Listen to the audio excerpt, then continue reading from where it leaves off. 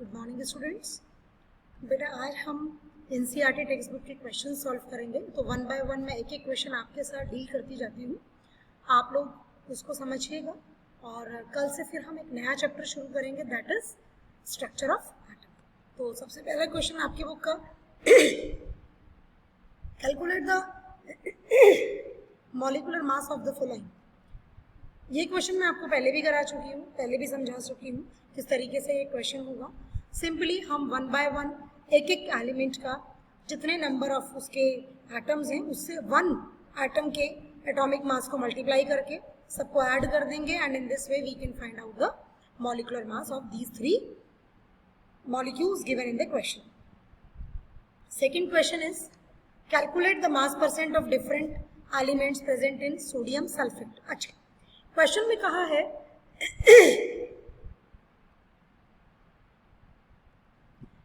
Question में कहा है बेटा कि जितने भी एलिमेंट्स इसमें है, इसमें तीन एलिमेंट्स हैं, सोडियम है, सल्फर है, ऑक्सीजन है, तीनों का मास परसेंटेज निकालना है। तो पहले तो आप कंपाउंड के फॉर्मूले से कंपाउंड का मोलर मास निकाल लीजिए, this is the molar mass of the compound. उसके बाद एक एक एलिमेंट का जितने नंबर ऑफ एटम्स हैं और एक एटम का कितना एटॉमिक मास होता है उसके साथ मल्टीप्लाई करके mass of that particular solute कह लीजिए या कंपोनेंट कह लीजिए एंड टोटल मास लेकर multiply with 100 you can find it out very easily.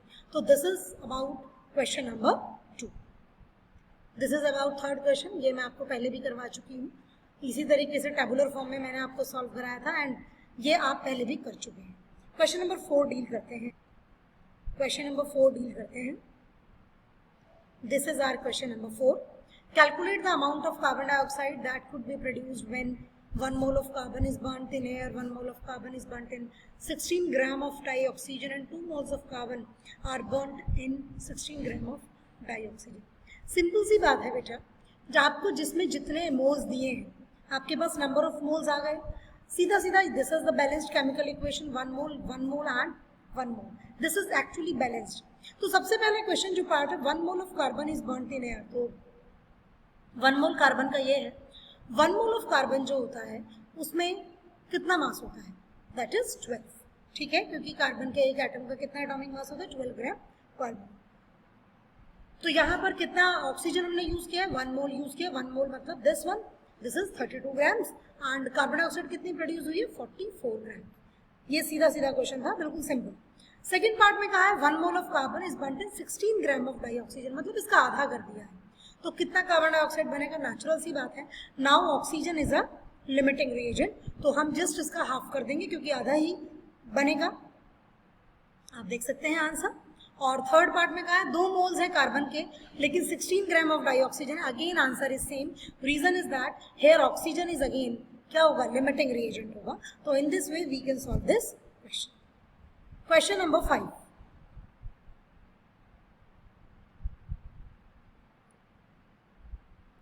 Calculate the mass of sodium acetate required to make 500 ml of 0.375 molar aqueous solution. Molar mass of sodium acetate is this। आपको mass calculate करना है sodium acetate का। देखिए आपको sodium acetate का यहाँ formula दिया है, तो मोलर मास उन्होंने ऑलरेडी कैलकुलेट करके आपको दे दिया है।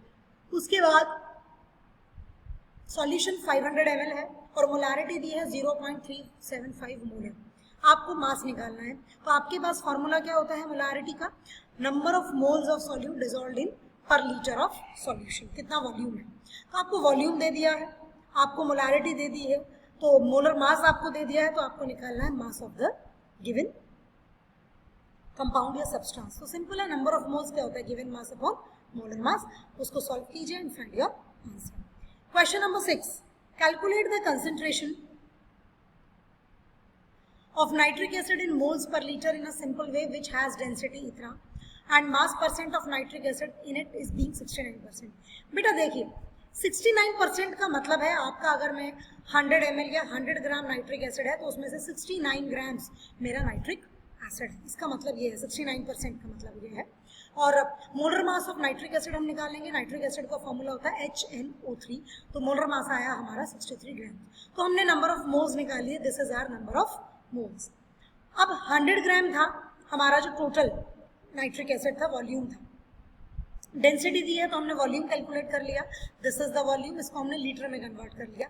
And now in this way we can simply number of moles per litre simple हमने डिवाइड किया and we get answer 15.44 molar.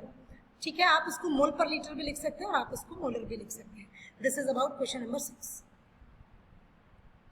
Now question number 7, how much copper can be obtained from 100 gram of copper sulphate. 100 gram copper sulphate है तो पहले copper sulphate के 1 मोल का मास निकाल लीजिए, that is 159 grams. 159 grams में 0.5 ग्राम्स में कितना कॉपर है, दिस मच कॉपर। तो 100 ग्राम में कितना होगा, सिंपल सी कैलकुलेशन है, इतने में इतना है तो 1 में कितना होगा, इसको नीचे ले आएंगे और 100 से मल्टीप्लाई कर देंगे, सीधा सा क्वेश्चन है। Question number 8, determine the molar mass of an oxide of iron in which the mass percent of iron and oxygen is this। ये सिंपल क्वेश्चन है, इसको करने में कोई प्रॉब्लम नहीं है। आपका परसेंटेज टोटल 100% बन रहा है, आपको मॉलिक्यूलर फार्मूला फाइंड आउट करना है, तो वही टेक्निक आप अप्लाई कर सकते हैं। कौन सा टेक्निक, जो मैंने आपको पहले बताया, और उसमें अगर आप वो भी नहीं करना चाहते हैं सिंपली, तो आपको मोलर मास दिया है और कैलकुलेशन का है आपसे इंपेरिकल फार्मूले का, तो वही टैबुलर फॉर्म में इसको सॉल्व कीजिए एंड फाइंड योर आंसर।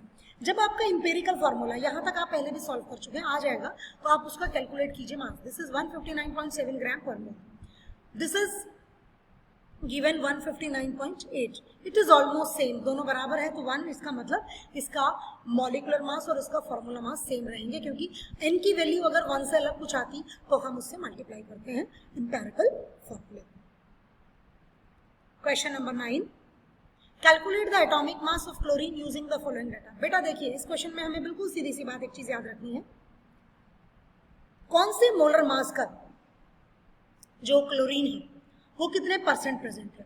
ठीक है, सिंपली उनको मल्टीप्लाई करेंगे, उनकी वैल्यू से ऐड दें, उनको ऐड कर दीजिए, यू गेट योर आंसर। हम क्लोरीन का जो मोलर मास लेते हैं वो 35.5 लेते हैं। उसका रीजन ये है क्योंकि क्लोरीन जो है वो 2 अलग अलग किस में प्रेजेंट होता है, 2 अलग अलग आइसोटॉप्स में प्रेजेंट है, दैट इज द रीजन हम एवरेज ले लेते हैं। Question number 10, in the 3 moles of ethane calculate the following. बेटा ये मैं आपको पहले भी करवा चुकी हूँ क्वेश्चन, इस क्वेश्चन को आप ध्यान से दोबारा देखें, ये क्वेश्चन मैं आपके साथ पहले भी डील कर चुकी हूँ। ठीक है,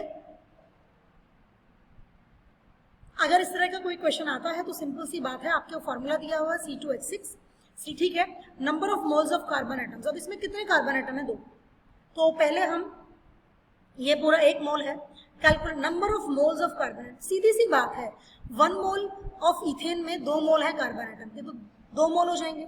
अब number of moles of hydrogen atom यहाँ पर कितने, 6 है। ठीक है, तो 1 mole of carbon contain 6 moles of hydrogen atom, तो कार्बन के एटम कितने हो जाएंगे, मल्टीप्लाई कर देंगे। समझ आई बात, सीधी सी बात है। 3 मोल्स ऑफ, क्योंकि ऊपर वाले क्वेश्चन में उसने 3 मोल्स कहा है, तो यहाँ पर हमने 1 से निकाल कर मल्टीप्लाई कर दिया। लास्ट में कहा है नंबर ऑफ मॉलिक्यूल्स, इथेन के मॉलिक्यूल्स। 1 मोल में एवोगाड्रो नंबर होगा तो 3 मोल्स में कितने होंगे, with multiply with that, simple. Question number 11, what is the concentration of sugar if its 20 gram are dissolved in enough water to make a final volume 2 liter। Simple सी बात है, volume आपको दिया है, आपको गिवन मास दिया है, इससे आप उसका मॉलिक्यूलर मास निकाल सकते हैं and apply the formula of molarity, you can calculate. Question number 12, if the density of methanol is this, what is its volume needed to make 2.5 liter of its कितने molar solution.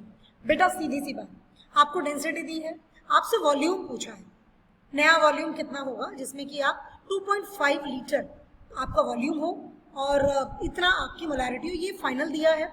और ये पूछा है आपसे previous, कि previous क्या होगा। तो बेटा पहले सबसे पहले हम मोलर मास कैलकुलेट करेंगे, किसका मोलर मास, मिथेनॉल का, और वहां से वॉल्यूम फाइंड आउट करेंगे, या मोलैरिटी फाइंड आउट कर लीजिए। ठीक है, सिंपल सी बात है, आपने लिया, उसके बाद molarity of the given mass क्या होगा, मोलैरिटी कैसे निकालेंगे, हाँ बताइए, बिल्कुल सीधी सी बात है। हमें जो है, हमने यहाँ पर इसको किलोग्राम पर मोल में कन्वर्ट कर लिया, क्योंकि हमने 1 मोल मान लिया है कि हमने पर मोल इतने किलोग्राम ले लिया, तो यहाँ पर जो डेंसिटी दी है, डेंसिटी अपॉन मास कर दिया है। ठीक है, this is our answer. Now इस फॉर्मूले को अप्लाई करेंगे, m1v1 is equals to m2v2। यहाँ m1 हमें कैलकुलेट कर दिया है, जो हमने फाइंड आउट किया है, v1 हमें कैलकुलेट करना है, m2 एंड v2 हमें क्वेश्चन में दिए हैं, and this is our answer.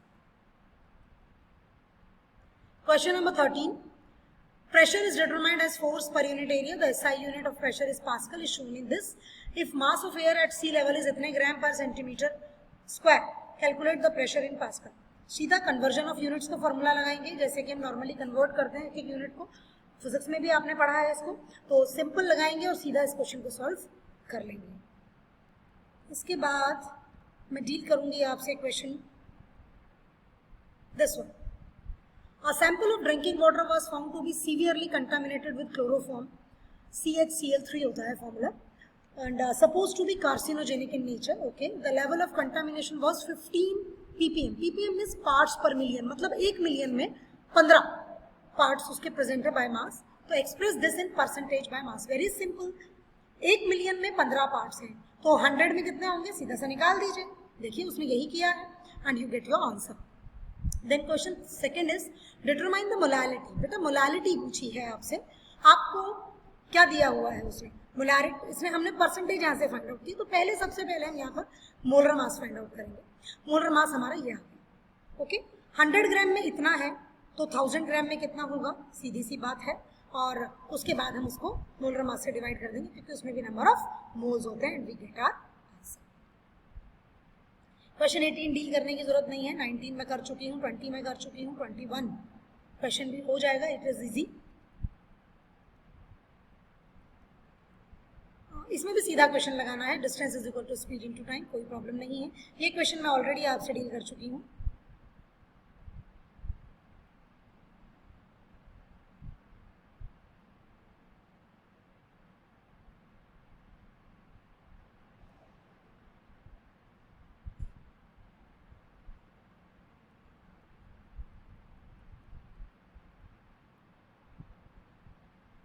Okay, question number 24.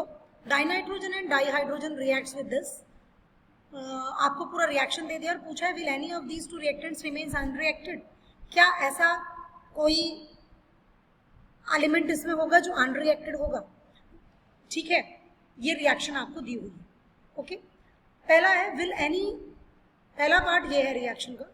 Okay, इस क्वेश्चन में आपसे पूछा है dinitrogen dihydrogen reacts with each other to produce ammonia according to the following chemical equation. इसका जो पार्ट है वो मिस है इस क्वेश्चन में. इसमें बेसिकली आपसे पूछा है कितने ग्राम्स जो है वो नाइट्रोजन और वो यूज होगी, तो इसके लिए हमने ये कैलकुलेशंस की हैं, सिंपल कैलकुलेशंस की हैं. अब उसने पूछा है will any of these two reactants remains unreactive, तो वो तो क्वेश्चन की जो वैल्यू है उससे हमें पता लगेगा. H2 विल रिमेन अनरिएक्टिव, इसका मतलब क्या हुआ कि एक्सेस में दिया हुआ होगा. और थर्ड पार्ट है if yes which one and what would be its mass, तो उसका मास हम कैलकुलेट करेंगे. एक्चुअली इसकी जो वैल्यूज हैं वो इस क्वेश्चन में इंक्लूड नहीं की हैं, वो आपके एनसीईआरटी बुक में इंक्लूड की हैं, तो see it from there and do.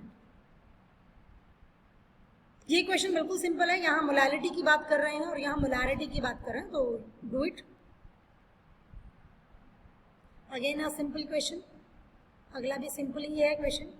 तो this is about your questions for which this part, that is कौन सा चैप्टर है, चैप्टर नंबर 1.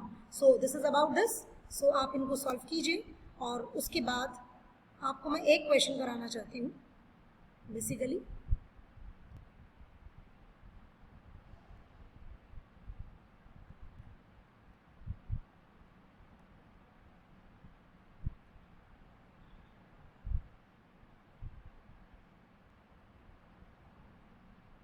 बेटा नेट इज वेरी स्लो, तो आज इतना ही, बाकी का कल डिस्कस करूंगी.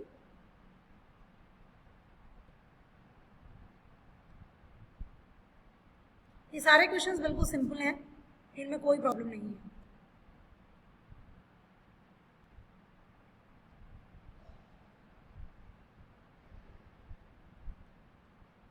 ये क्वेश्चन मैं आपके साथ एक्चुअली डिस्कस करना चाह रही थी, वेल्डिंग फ्यूल कंटेन्स वाला. इसमें आपको सैंपल दिया है, इतने ग्राम कार्बन डाइऑक्साइड, इतने gram water and no other products. Volume दिया है 10 litre. Welding gas is found to be weight इतना. एम्पिरिकल फार्मूला निकालना है, मोलर मास निकालना है, मॉलिक्यूलर फार्मूला निकालना है. सीधी सी बात है. पहले तो हम सबसे पहले इनकी परसेंटेजेस देखेंगे, मासेस देखेंगे, इनके परसेंटेजेस निकालेंगे. परसेंटेज निकालने के बाद हम देखेंगे कि क्या वो 100% बन गई, अदरवाइज ऑक्सीजन इन्वॉल्व करेंगे. And then we do like this, जैसा कि हम नॉर्मली क्वेश्चन को करते हैं. Thank you students and have a good day.